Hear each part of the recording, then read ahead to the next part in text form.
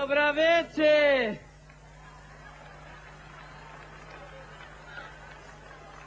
Bilježim se, dragi moji trogirani.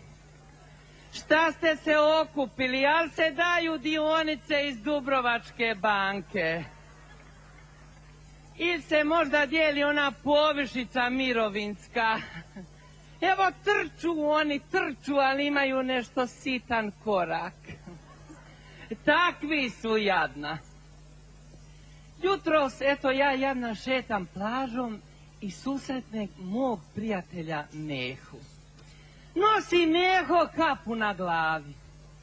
Pitam ja njega: Meho, bolan, koji ti je tu cvijet na kapi?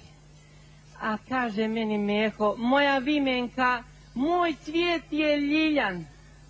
A ja ću ti njemu: ma moj Meho, tvoj cvijet nije ljiljan, nego vinova loza.